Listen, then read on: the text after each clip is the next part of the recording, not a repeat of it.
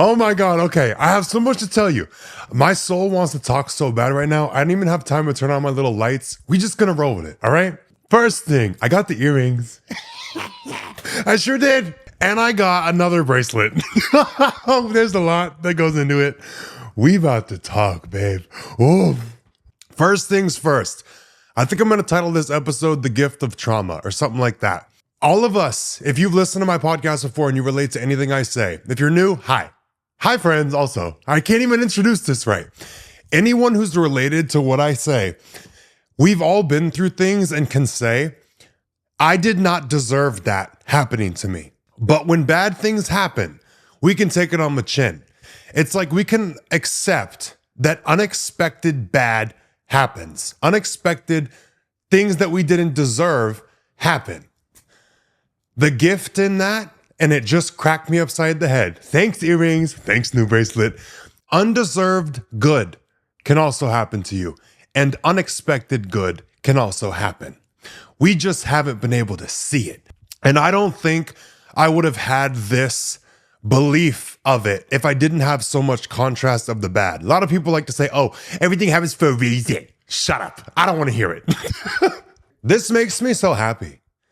Like, I feel so relieved. I feel so like hopeful, faithful again, if you will. Like faithful that having hope is not stupid.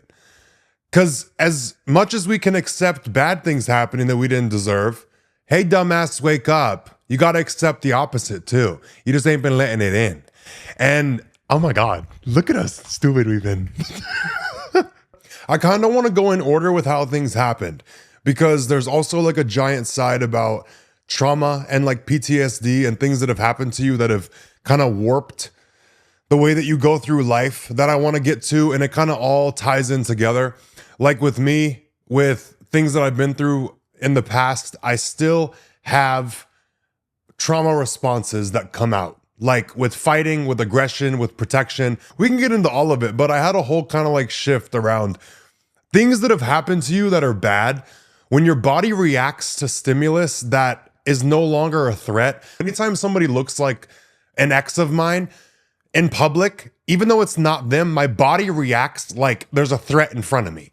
Like fight or flight mode kicks on. And I have a whole new relationship to that whole dynamic and like things triggering you and like not this triggered shit people talk about on TikTok, like I'm triggered. Like when you actually been through some things and you really get triggered and your body keeps the score, your body remembers and your body gets you ready. I have a whole new perspective around that because I had to pull my gun on somebody the other night. But this past week has been a lot of realizations wrapped up in one. So let's go back to the store. Okay, let's set the scene with the store. I go try the earrings on, the Panther earrings. Oh, I love them so bad. And I talked about in the last episode how these were like an epiphany of their own. But I went to go try them on because I was like, I'm gonna go see what I turn into when I put these on. I love them so bad. As soon as I put them on, I was like, okay, we're gonna get them. And these were the last pair in the company. They had to be shipped in. So nobody could copy me. I like that. But the plot thickens a little bit because, like I said, I bought another one of the bracelets like I have on this arm. This bracelet style is discontinued. It's the big love bracelet from Cartier. I've always hated the love bracelets. I don't like the classic ones. I bought one for my sister a few months ago. But back when I bought the first one, I had an opportunity where I had like some extra money and I was like, I want to go buy my sister a love bracelet. She's wanted one forever. And they're very expensive. And I kind of wanted the big ones so we could match. And like the whole thing about a love bracelet is it's like a handcuff to the person that you love.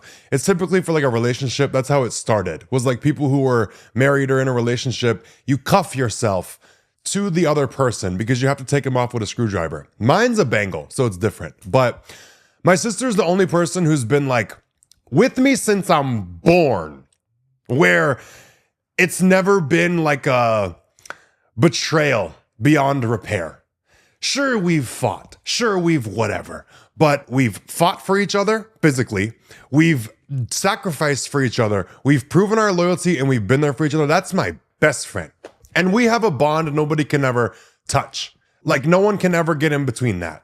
We'll cut anybody off if you try and get in between me and her. That's like the one person where I will have that toxic, undying loyalty to. I don't care what happens. If anybody got to be killed to save her, kill him. But she's always wanted this damn love bracelet for like years and years and years. So I'm like, okay, I want to go buy us both one. And what I wanted was one of each of these for myself. And I was like, ugh, I don't want to go buy two and not get her one. So I bought one for her and one for me. And I got the big version, like the cuff version. She got the classic one because she's like skinny, got the little arms, whatever. But what I wanted was one on each wrist of the big one. I don't like the small one for me. I'm 6'7". It's not gonna look right. It's gonna look little dainty, little nothing. So I bought us both one months ago, right? Cute. They discontinued the big version of this. And when I bought the other love bracelets together, I had the guy bring in two in my size because I wanted to try them both on. And I knew that I loved them. That one in my size, I'm the biggest size. They don't make a lot of these. And typically you have to request sizes in for me with shit that I need. That bracelet has stayed there for 4 months. No one has requested it out of the store. No one's bought it. No one's nothing. And when I was in there trying the earrings, I saw online a couple days ago, they discontinued this big bracelet. So what they have in stores is all they have left. And I was like, I'm never going to be able to get this again. And this one is here. Did I manipulate myself a little? Yes. But my soul like fully locked in the moment and was like, get it. Because the left is the receiving arm. In Albanian culture, you give money with your right hand. When you take money and receive money, you take it with the left. When I got this one and put it on my right hand, I didn't understand what was going on, but what's been building is my giving. I've been doing nothing but giving, producing, creating, social media, people in my life, situations. I've been doing nothing but giving. And this bracelet was like a symbolic lockdown and like anchor into receiving. Now I have a balance because I've been feeling fucked over with like how much I give and not get. And I've had a bad relationship to receiving. Didn't know it was this bad until this little motherfucker. Because when I put it on, I felt my soul link into it and it was like anchored into flaring up everything to do around my relationship with receiving. The amount of downloads and brain shattering shit, the amount of emotional things I've had to process and like go through. One of the big ones I talked about was, okay, unexpected bad can happen and you can accept it. Unexpected good, you can't accept that. And typically, my relationship in the past with receiving is if I spend or if I'm reckless or if I just honor myself in what I want, I get punished for it. So I did it as a moment to like rewrite the narrative with me with this damn bracelet, like lock in the left side, lock in a balance of giving and receiving. But also, I'm not going to let myself question this purchase at all. I'm not going to let myself freak out. I'm not going to let myself be like fearful and guilty. Fuck that. I wanted it. I got the money. I'm going to buy it.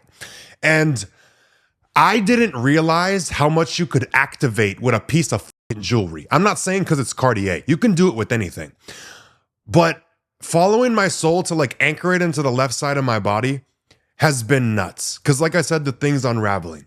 But now I see deserving and actually receiving things are completely separate. And there is a lot of trauma for a lot of people around receiving. There's trauma around deserving and there's trauma around receiving. Trauma around receiving for me was nothing is given to you. Nobody's going to look at you and just say, I want you to have this just because I care about you and just because it makes you happy. Every time I was given something in the past, it was a control tactic. It was to hold it over my head. It was to ensure that I would treat somebody a certain way, especially with my dad's side of the family. The Albanians, it's a big thing in Albanian culture, but nothing ever felt safe to receive it. Everything was like uneasy, and it goes down to love too. For someone to love me or care about me.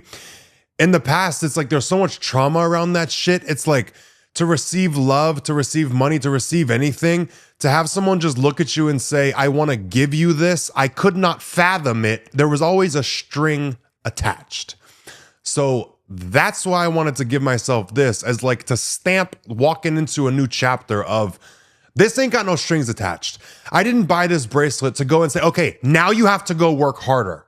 Now you have to go prove you deserve it. Now you have to go make up for it. There's none of that. This was just because. And I wanted to anchor into my growth with it. That's it. So the whole like trauma thing around deserving, girl, it goes deep, real deep, bad, not fun. I feel like I deserve good shit to happen to me, and I can justify it by how much bad has happened to me. It's like I have to feel worthy of good things happening unexpectedly, and I feel like I have to deserve good. If I don't deserve bad and I can still get it, I cannot deserve good and still get it. That's what I'd like to open up the channel for. I'd like to experience some good I don't fucking deserve. Ooh, I'm mad about that one. There's so much like grief in that. Like living life so long, feeling like I have to earn good, but I just need to take on bad I didn't deserve. Ugh. But also with like receiving anything and deserving anything, I like when I talk about my whole like cocaine addiction to like keep going, it was like every time I received something, it was like, okay, now I have to do something because of it. I couldn't just receive something and sit still and feel okay or feel safe. I had to do other shit or make more money or do more for the person who gave me something to show my appreciation. I couldn't just take something and sit with it. Like if you wonder if you have any kind of issue with this, imagine somebody walking up to you and saying, okay, here's $5 million. This is for you. For me, I'd freak the fuck out. I would be so paranoid. Where'd it come from? What do you want? What kind of setup? What kind of scam? I would not be able to trust it. And you should be discerning. Don't be stupid. But that feeling of like what you would have to do when you got that, it's like everybody says they want money. Everybody says they want certain opportunities, this, that, and the third. If you actually got it, how uneasy would you feel? When I'm angry, I'd be like, oh yeah, I would take it. Like I always say, these dumb bastards who are billionaires don't deserve it because they don't know how to spend it. Anybody who says, oh, I could never spend $10 million. Are you stupid? I could piss through it in a week. What do you mean? What do you mean you couldn't spend $10 million? How about give some of it the fuck away? How about do things for other people? Your taste might not be $10 billion worth, but mine is. My heart would know exactly what to do with that $10 billion. And I'm talking about like the anger thing of like, you're sitting here, you've been through so much bad that you didn't deserve. And you're like, no, I do deserve it. I would be okay if somebody did this kind thing for me. But if it actually happened, when that anger subsides, when people actually do things for you or give you love, it reveals so much unsafety. You don't feel safe with good things happening to you that you don't feel like you deserved. Me too, bro. This also kicked up a notch because when I talked about unsafety with receiving, a lot of things around unsafety have been coming up. And I think it's got to do with this. So a lot of people say with relationships and with people, you're insecure if you behave a certain way. I've always said, no, I'm sensitive to disrespect. For you to go flirt with somebody in front of me if you're dating me, for me not to smack you upside your head, like where does that not make logical sense? For you to be disrespectful to me and do anything, it doesn't mean I'm insecure. It means you disrespected me. But I have a whole new understanding of the disrespect thing. So people who are hypersensitive to disrespect, and people label it as, oh, you're insecure because someone did or said this thing. It is not you're insecure about it. It's not just you're sensitive to disrespect. Me and you both know. Trauma's taught us. You can evaluate how much of a priority you are to somebody through their words. As soon as someone starts to disrespect you, that is an indicator. They will soon discard you. Disrespect is a wake-up call and a way to know how much someone values you. And you need to be very careful when you have an upbringing where it's not safe and people are prioritized over you, or you never feel like anyone's looking after you. If you've had to figure it out on your own, you're going to be very sensitive to disrespect. And it's not that you're just sensitive. You're seeing how much people value you. You're seeing how safe people are to be around. And my whole thing in the past was like, lash out when someone disrespects me. What's really going on is I see you do not respect me. Therefore, you do not value me as much. Therefore, you're way more likely to discard me or hurt me.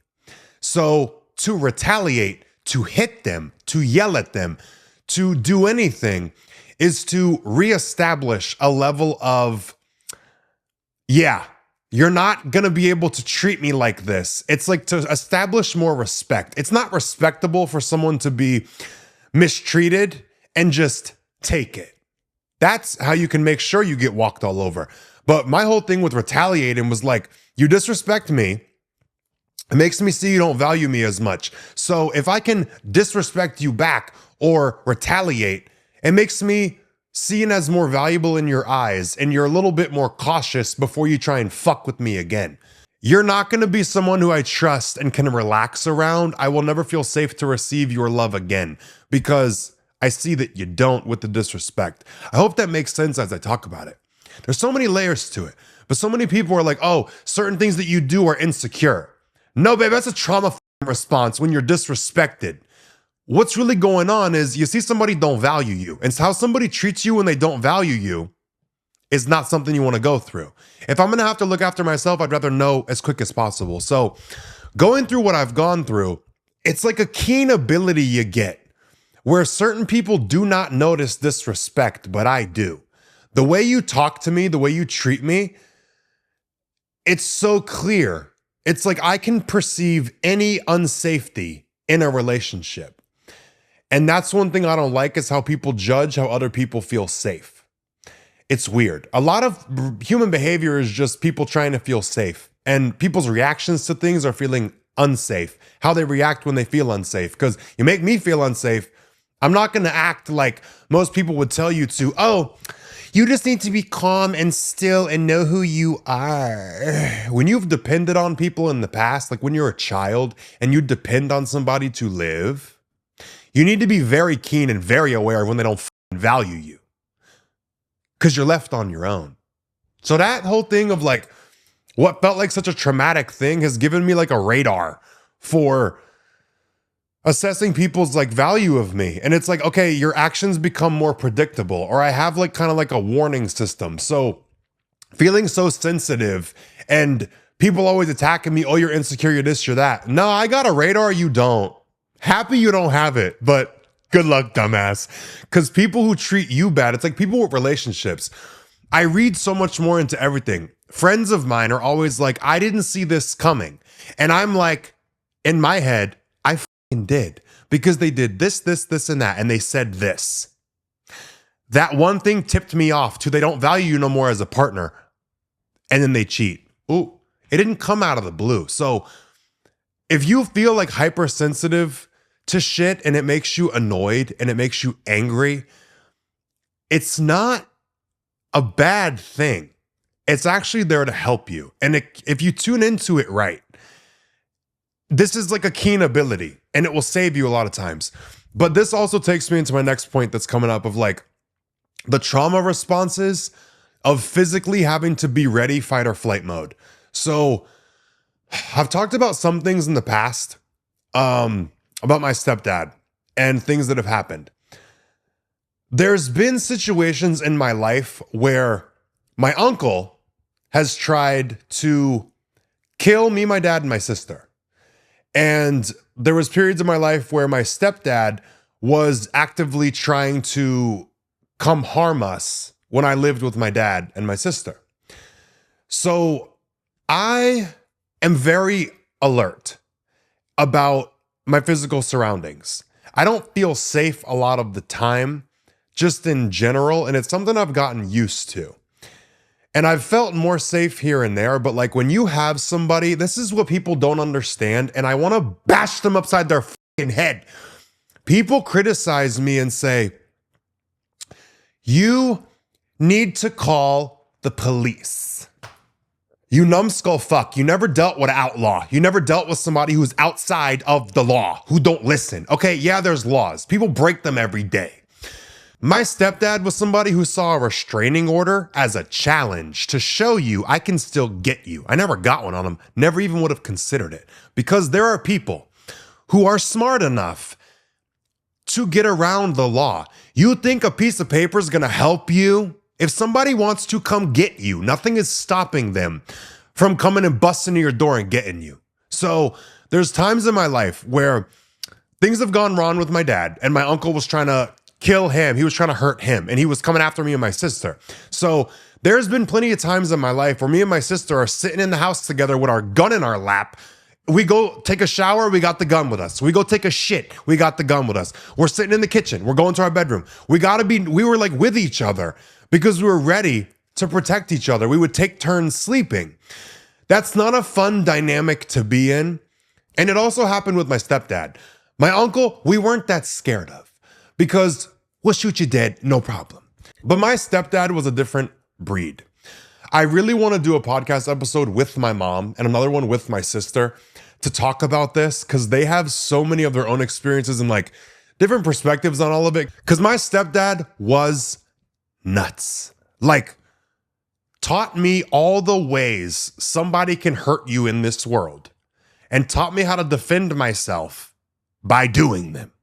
So when he was threatening to come after me and my sister, that was a fear I've never felt before. And it's a weird dynamic when you got somebody who's a fucking lunatic, because I never felt safe with anybody except Josh. I don't hate him. I miss him every day. He's passed a few years ago, but he was the one person I always felt safe with. And I've never felt safe with somebody like I did with him again, because he was so dangerous. And I watched him and was with him when he did some of the craziest shit I've ever seen. He had been shot, he had been stabbed, and lived like a supervillain. You couldn't kill him, like Michael Myers. Oh my God. I know it sounds nuts, but my mom will literally, when I do a podcast with her, will tell you about the night he got shot and then he stabbed the guy in the face and came home and passed out in her arms, and she had to take him to the hospital. He wasn't invincible. He would get hurt. He would have to go to the hospital. But the things he survived, it doesn't make sense. But anyway, this type of person coming after me and my sister, not coming after us, but it was like we were ready. We were terrified because there was like things being said and done where we were like, okay, he's off his rocker. He's made threats to my dad about coming to the house with me and my sister. We had to go get security cameras put up in the whole house. My dad didn't know how to do it. We had to go set them up. We had to go buy them and figure it out. The security cameras were not to save anything. They're just to let you know when someone's there. But the thing with my stepdad was he was able to get around anything. He could sneak up on you in your sleep. And that's one thing he did to me a lot. And that's why I have an issue with sleeping.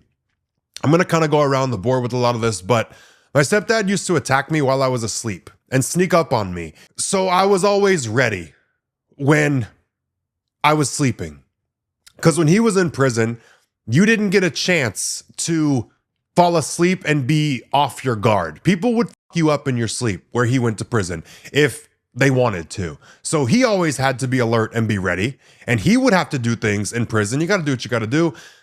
That's not the topic.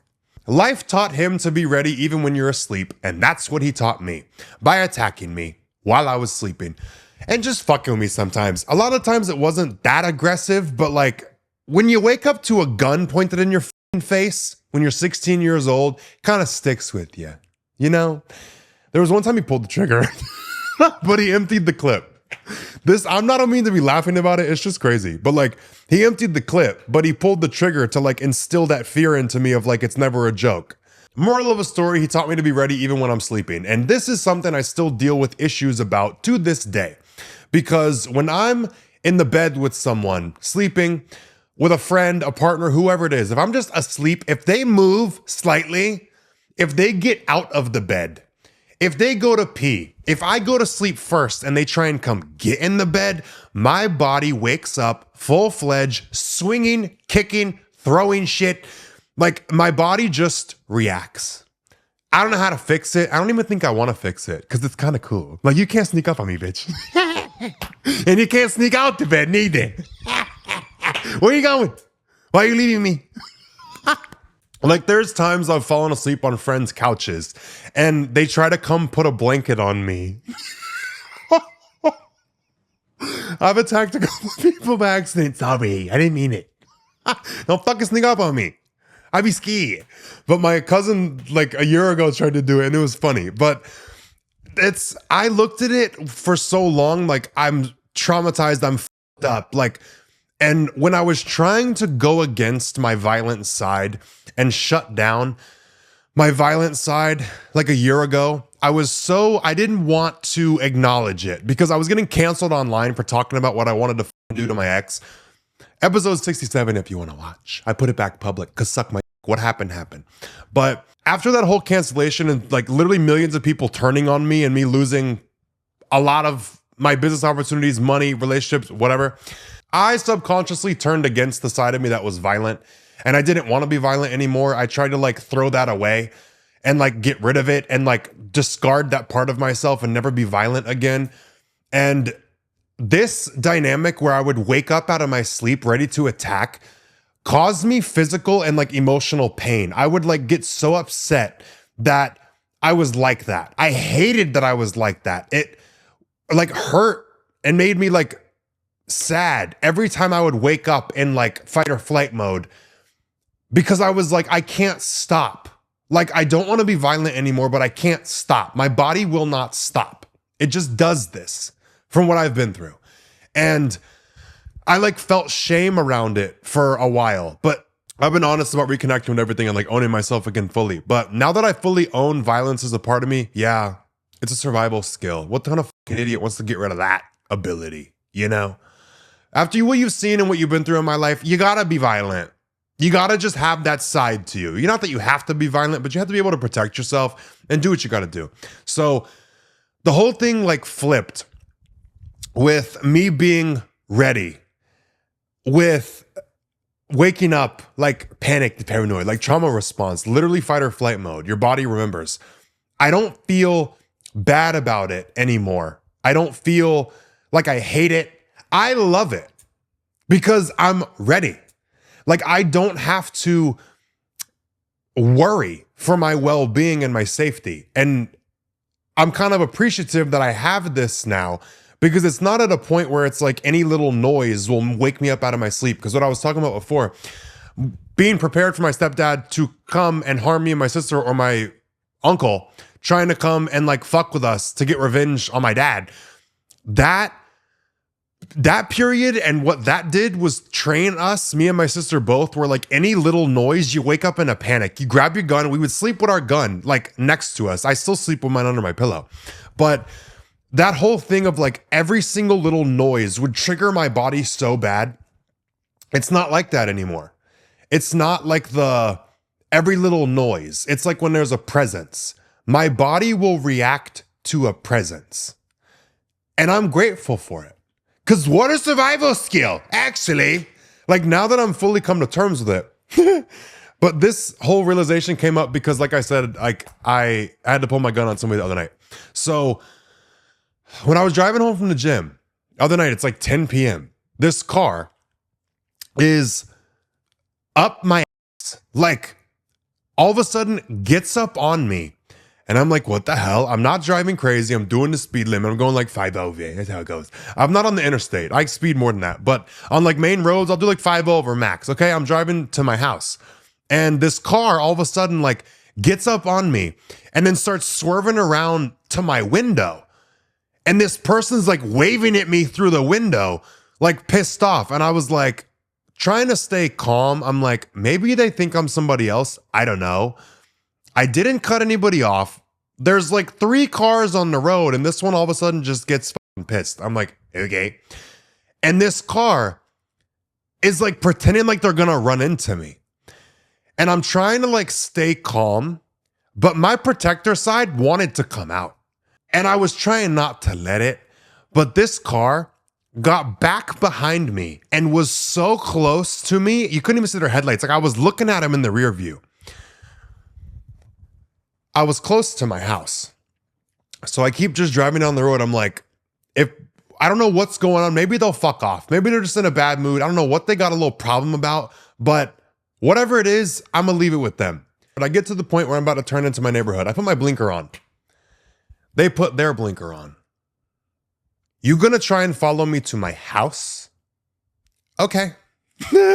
My full-fledged, like, all the anger I've not been able to like let out. Oh my God, I was so excited. I was trying so hard in this car to not let myself get mad and be crazy. You got me scared to a point where I'm like, you know what? Let's do it. As soon as I let the leash off of myself, oh, the invigoration, the adrenaline, the moment I've been waiting for. I pull into my neighborhood, but I'm not stupid enough to let you follow me to my house. I flip up on the curb, throw my car in park, and hop out with my gun. You pulling up behind me? Now get out. I did not feel one lick of fear. When I let myself protect myself, I feel zero fear. I don't care if there's 100 people coming up on me. If I just let myself go to that point, even if I die, I ain't dying scared. I'm dying swinging. I'm dying shooting till I don't got a bullet left. So I haven't let myself full-fledged, like let the reins off like that in a long time. Oh my God, I missed it. But how quickly I pulled up on that curb in my nice ass Mercedes. Like I gave a damn. Flipped up on that curb and so I could jump out and get in front of them fast. They saw me get out that car and aim that gun. I've never seen somebody shit their pants, but I guarantee you they did. I've never seen nobody peel out and take off so fast in my life. But I was standing there after they drove off. I'm standing at the front of my neighborhood at like 10:30 at night, just with my gun in my hand. I'm like, that's it? No climax? Had they got out of their car, I don't care if there's 3 people in the car, I'd have put the gun down. And I was so mad, I just wanted to box their face in. I wanted to pummel them. I didn't even want to shoot them. I wanted this interaction to go south. It was like I weirdly got off on getting so scared to the point where I was finally going to get to like let it out. It was a little bit scary for me to let myself off the leash like that because I have so much to lose now. And I've grown and changed so much, but I cooled off a little, came home, and I was pissed off. I was like, why do people do this? If you're not about shit, why are you picking a fight? Why are you pretending to follow someone to their house? Do you understand what happens when you do that? Clearly not. Clearly the fuck not. You die. You follow me to my house, I'm bringing you inside. I think people don't understand Albanians are the way that we are. If you try to come in my house, you're not leaving my house. You will not walk out. I'm going to do what I want to you until I feel better. But I was just so irritated. I was like, why do people pick fights like this? Because you get me to a point where you scare me bad enough that I let the leash off and I let attack dog Leo come out. And then you want to run off. Because now I'm left just irritated, pissed off, adrenaline rushed. Like a dick. Like, no, there's like edging. No climax, no nothing. Like, damn, this is what I live for. Come on. This is what Protect Your Leo lives for. And I finally let him come out. And then there was nothing to do. Like, come on, why you ran away? Why you drove off? It's good that they drove off. I'm like being funny about it now, but this whole dynamic, I used to have no control over when I would protect myself. When I would feel scared before, it's like I wouldn't have any kind of control about it. And this whole situation, I realized I love my ability to protect myself as harshly and as viciously as I have in the past and still will, because I don't feel fear. A lot of people run around this life out of fear. And they do a lot of things and avoid doing a lot of things because they're scared. I'm discerning with things, but I don't have fear. For somebody else to be followed home, they would shit themselves. They would be deathly scared. I know exactly what to do. And I'm excited by it, which is weird. But that ability I'm grateful for. It's like this whole thing of everything in the past and like how I used to get mad that I would protect myself. I love it now. Because like with this situation, I realized I'm fully in control of it. And I talked about this like right before I moved to LA from Houston. It's like the first time I had a grip on my body like reacting and protecting myself because I got hit by a car. I was walking over a crosswalk and somebody hit me with their car, a little BMW, dirty ass car. And I went around the car to snatch them out and beat the fuck out of them. And I stopped myself. I grew. Like you hit me with your car. You had a stop sign. You saw me and still hit me. So that was like my first time getting control over my reaction and my response. And I was like, okay, there's people watching. You're out in public. You're online now. Someone has hit you with the car. I get it. But like the guy wouldn't get out. And I was gonna break the window and snatch him out. But I decided not to in that moment. That was like the first time I got control over this. So now with this situation that just happened the other day, I control when Protector Leo comes out, and it made me aware of it. I was like, oh my God. Like this trauma response that I had, sometimes, like I talked about, like the gift of trauma, it's not gonna be something that's detrimental forever. Like the things that I've been through and the trauma responses that I have are so much deeper than I thought, and I'm so grateful I have them. I'm genuinely so grateful for the things that have happened to me and the gifts that it's given me, because I'm not at a point now where I'm resisting any of it, and I'm not at a point now where I'm out of control.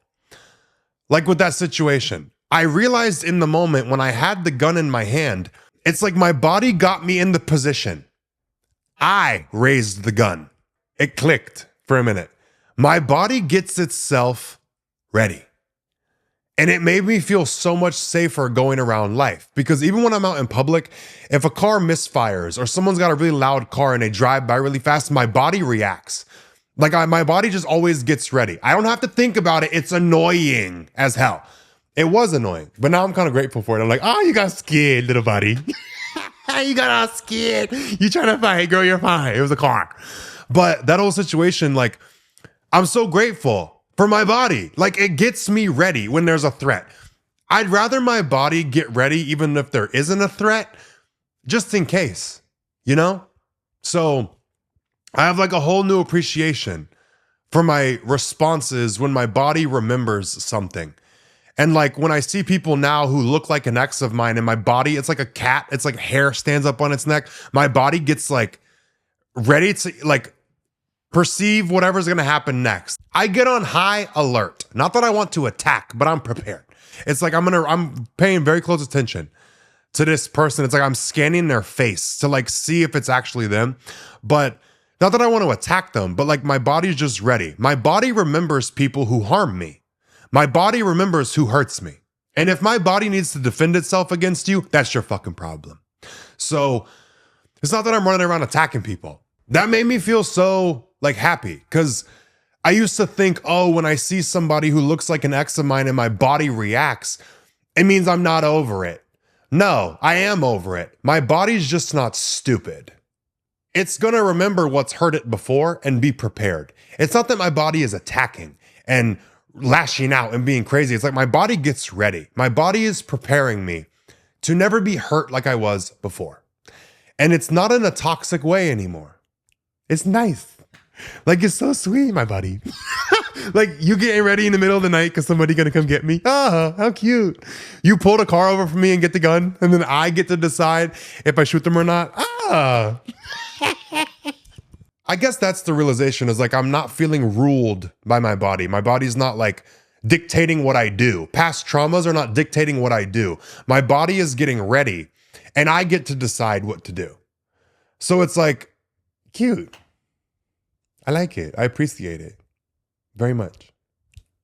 Okay, one more thing I want to add that's come up that's been like a big thing to do with like not valuing yourself and like people treating you bad and all that. Yeah, we get it. I met somebody recently and I left y'all off on like a cliffhanger. I met somebody who's just like me. And this dude irritates the fuck out of me because he's just like me. But like, it's not because he irritates me. It's because like I appreciate so many things about him and it makes me mad. Like I've tested this motherfucker so many times. Anytime I meet somebody new, I test you. And people claim to be one way and then they're not. It's like people talk a lot of shit, but like this guy's actions back them up. There's so many things about myself that have made me the problem for other people in the past. And I questioned how lovable I was at times, many times in my life. I questioned like this thing about me is irritating. It's not lovable. It's like this thing about me makes me where people don't care about me. And there's so many things about myself that were so unappreciated by so many people. I questioned if they had any worth. And this guy that I met, all of the things that people didn't appreciate about me in the past, he has. It's nuts how much of like a match, character wise, mentally, like he's just like me in so many ways. And I'm seeing myself for the first time where it's like all the things that were never appreciated, I see how much I appreciate them in him. And I can't even fathom that I've had that and people didn't appreciate it. I didn't realize I could appreciate these things so much, and it made me appreciate them so much more in myself. Like people just treated me in the past like the things about me that I value in him weren't that important, really didn't fucking matter. It takes someone who has it to appreciate it. So the people in my past who have made me question things about myself or not feel appreciated or wonder if certain things about me were really that important, they are. And I appreciate them so much more than I thought I would. Like the way I feel safe with somebody who is like me, I don't even know how to word it. It's the most healing thing. And like all the times I've questioned myself, I'm never questioning myself again because I thought so many things about me were just overlooked. They'll never be overlooked when somebody's the same way. Like when you have the same character and morals and values, it's never going to be overlooked. Like with my sister, she's got all of the character traits that I've got. And I've held on to her for so long. And like, that's like the one connection. If she dies, I'm killing myself. We have a pact about it. I'm not doing this life without her because she's like the only person who gets it. But this is my first time meeting someone, and it's a guy who has the same. It's like I've only known it in a woman. I've only known it in me and my sister. And now there's another dude here. And I've had friends in the past, but like this dude, it's just baffling my mind. The things that you think are special about you are so much more special than you can even realize. Don't question it at all. Ever. You're so much more lovable than you think. It's just going to take meeting somebody who's got the traits that you love. And you'll realize how lovable you are. It's like such a nice reflection. I needed this right now, fully. Having to question it so many times and like question if these things were valuable gave me the gift of appreciating them in somebody now more than I ever thought I could. But it's not just me appreciating this person that I met. This is just me seeing myself. And it's healed something in me. Please. Oh my God. I wish it for all of you. Oh my God. All the things that people have told you make you unlovable, but you appreciate those things. I wish and I hope that you find somebody who's got the traits that you question about yourself, because you will see how much more lovable than you ever thought you were. You're going to see how much more appreciated you were. You will see how truly everybody else was the fucking problem. And I don't mean to say that to sound like a narcissist, because there's people in my life who have not made it with me to this point. And I did get to a point where I was questioning, like, am I the problem? Am I the one who's like the issue? My sister has been the one person where she's been in my life my whole life. We've fought, we've had arguments, we've had shit be miscommunicated. but we've always managed to figure it out. So she's been my one validation of like, no, I'm not the issue. And all of our problems with people, my sister and me both, we go through the same shit with people. It's always people who don't have the character and the integrity and the wherewithal to be a decent human being. It's like you don't have the loyalty, you don't have the integrity, you don't have something. And me and my sister have been each other's like saving grace of like, okay, we both see this situation the same way. There's people who have made it this far with me in my life, but I was starting to question it. Like this few of people have made it this far. Own family members couldn't even hold up their end of like being a decent person. I'm like, no way. Me and my sister are the issue. Nope. Because this motherfucker gets it. You got to be with someone who's been betrayed and like be friends with someone who's been betrayed if you've dealt with it in the past. Or people just going to say you're crazy, insecure. But like I said before about the disrespect thing, sensitivity to disrespect is a trauma response. And it's a good one to have. Oh, I love it. I need to go have a cigarette. Me and my new Panthers. We need to go have a cigarette. Oh, I feel better after telling you all this. I hope it all made sense. Leave me a comment and let me know. And if you made it this far in the episode, what are we going to comment this week? Comment a car emoji. Because don't follow me home, bitch. But that's all I got for this week's podcast, I feel. My soul's done being chatty. Everything you need from me is in the description, as always. Social media, my app, everything you want is down there. So go check it out. Go look-see. Update on the sunglasses. The first sample is finally being produced. Tank tops are coming sooner than we think. I might have to drop those first, but we'll see. We will see. We will see. All the details of clothing and all the updates with that and like more behind the scenes shit of like where I go live and talk about more than I talk about on here. And I talk about things as they're happening is Substack. So I'll leave that in the description if you want to join that, come hang out. That's my private little family. Every single one of you, be safe, take care of yourself, and I'll talk to you guys next Sunday. Hopefully with a new podcast set this time. I ordered the wallpaper. It's coming. And the guy that I met, he knows how to hang wallpaper.